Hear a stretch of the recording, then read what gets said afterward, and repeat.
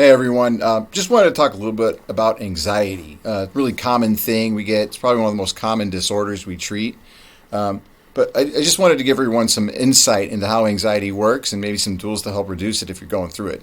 Been a really anxious year since COVID, and anything like that will cause anxiety. Transitions cause anxiety, threats cause anxiety, divorce, that kind of a thing. So it's really common, right?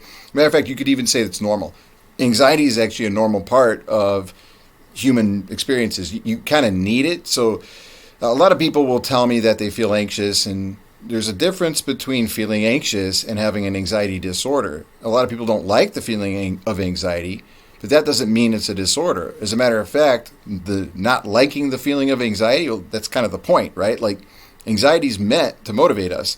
You can take the coolest, nicest grandma in the world, right? She bakes chocolate chip cookies for the whole neighborhood, always has her door open, calls everyone sweetheart, that kind of person. You get them into a restaurant and they're hungry, and their waitress is late with their chips and salsa, and that nice grandma will rip that waitress apart. Not because she's mean. I mean, she's not a mean grandma, right? So what's up with that? Well, it's because she's anxious. So her brain is saying, I'm hungry, I need some food. And her body's like, man, I need some food. And that waitress is presenting herself as a threat to getting that food.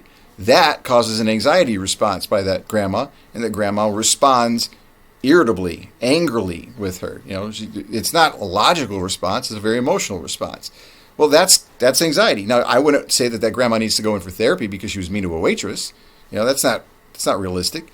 But anytime you're sort of faced with stress or anything like that, you're going to feel anxious. When anxiety is a problem, though, is when it really impacts your ability to function.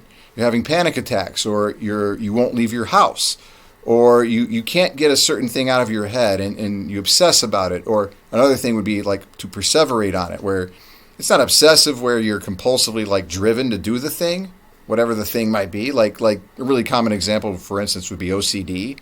That's considered an anxiety kind of disorder, where somebody is obsessed about whether or not they're going to burn their house down, or whether or not the door is unlocked, or did they turn the car off in the garage. So, real threat, right? Like burning the house down is a big deal. So they will then compulsively check the stove, or check the locks, or check to make sure the car is off. And they feel like driven by it, even when it's not rational. Like they know all that stuff's off and it's no longer a threat, but they got to check it again. That's a disorder. That's the difference. It's one thing to be like, oh, shoot, did I leave the car on? Did I lock the door? If you don't remember, it's fine. Go check and make sure. And if you did, great. Then you can let it go. Then that's not an anxiety disorder.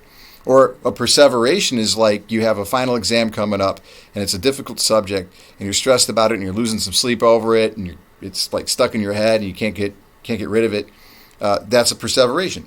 Pretty normal thing. Where it would be a disorder is you pass the test, you get your A, and 2 weeks later you're still perseverating about all the things you could have done differently in the test. That would be more of a disordered type of anxiety, where you're thinking about it a lot and it's affecting you emotionally and motivationally and in your relationships and so forth.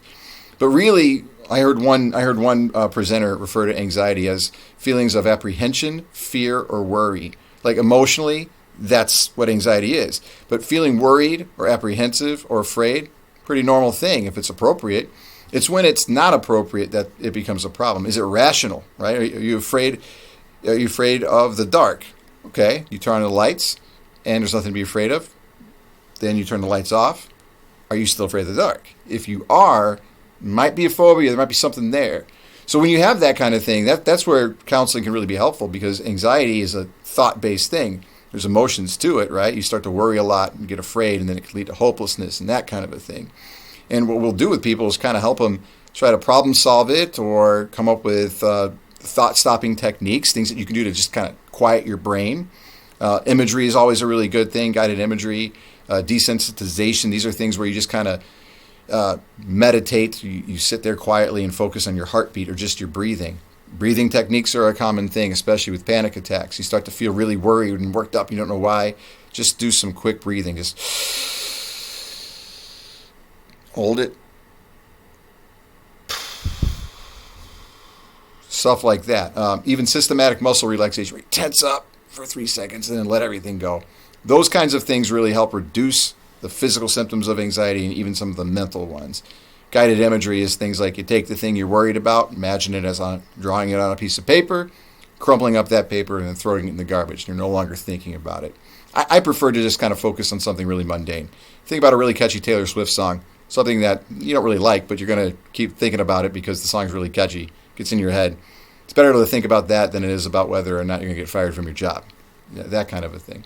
So anyway, these are just some techniques you can try to manage anxiety. If you want some more information, we'll try to put some stuff up on the website, some links and things to books or other resources. And of course, as always, go ahead and give us a call if you think you can use some more help with this stuff. Take care, everyone.